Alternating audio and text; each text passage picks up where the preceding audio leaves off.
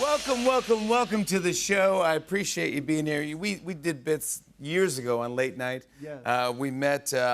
We know you from football, but now if you Google you Colin Kaepernick. Look at that right there. It says, American Civil Rights Activist. Isn't that cool? Could you imagine growing up that would be what you become known for, or No. one of the things you'd know? No, you were. Growing up, I was focused. How do I become the best football player possible? Yeah, that's all you wanted. Yeah. Yeah, you chase that dream, and then you try to do right by people and try to create a better opportunity, better future, and Yeah. you get to change the title on Wikipedia. I also found a letter that you wrote to yourself at 10 years old. And I know, it's the best. I wish I wrote a letter, but mine wouldn't have come true. I wouldn't have pictured any of this up. But you actually wrote, then go to the pros and play on the Niners. Letter to future self, and you did just that. Yeah. I mean, that's drive. That's drive right there. A 10-year-old.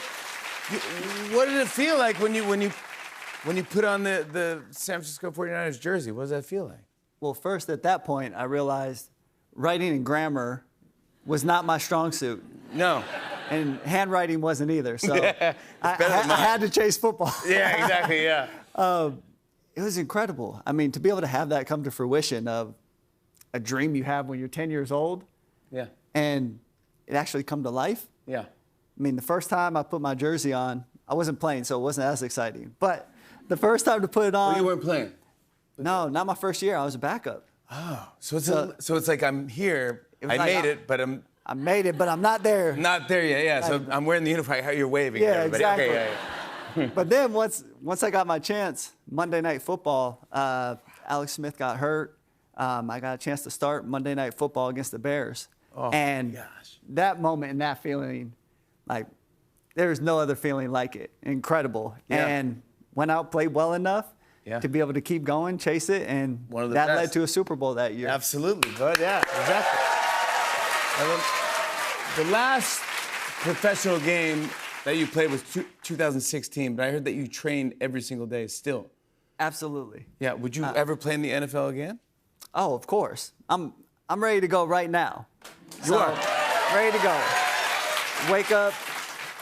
Wake up every day at 4:30.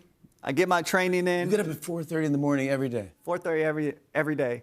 Now, I drive my wife crazy because she also has to hear the alarm at 4:30. So Yeah, of course. Yeah, she's like, can't you start training at 7:30? go train at night or something. Yeah, exactly. Yeah, train in the middle of the night. Yeah. So, But do you think when you watch the games, you go, oh, I could do that. I could beat oh, that. absolutely. Really? Absolutely. I still carry all my training the same way I did when I was playing, to make sure I'm ready at any given moment.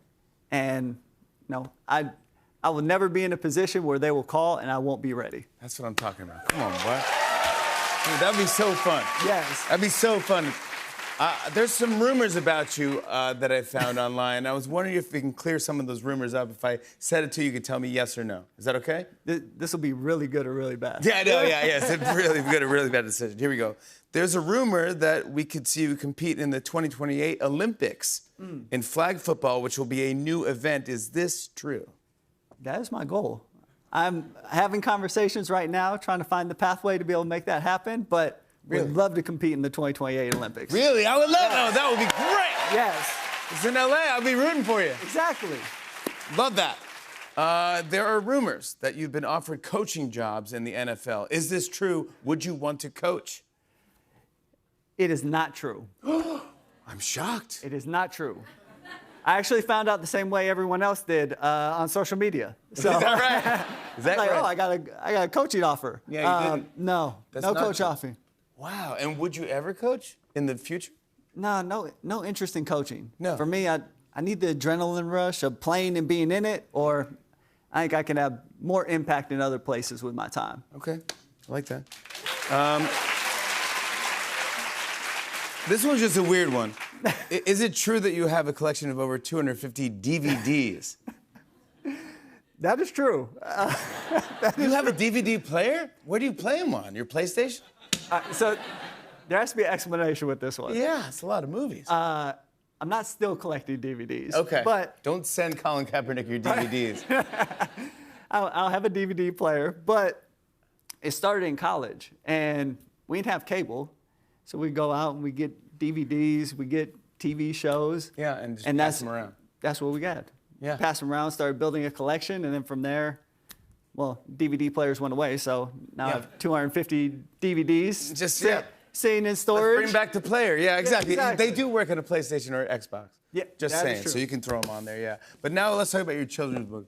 Congratulations on this. We Are Free, You and Me.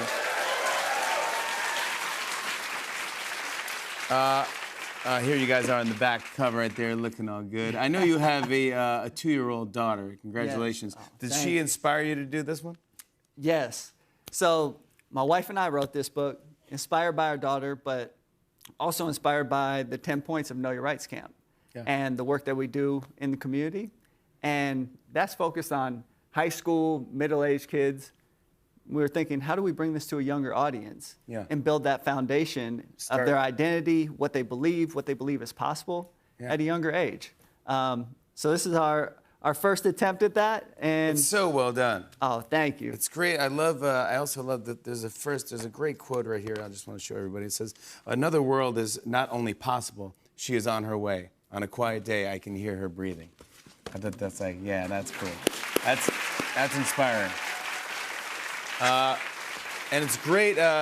It's great images and great art in here. And you were just showing me backstage that there's a little Easter egg towards the last page there. If you look at all these people in the community, right there is you and your wife and baby. Yeah. Come on, a little Easter egg. And the other part is, this book is focused on community as well. Yeah. And a lot of the people represented here are the very people who helped us build Know Your Rights. So you'll see Eric Reed, who protested with me, him, his family, our nieces over here, our nephew. How does Eric feel about being in the book?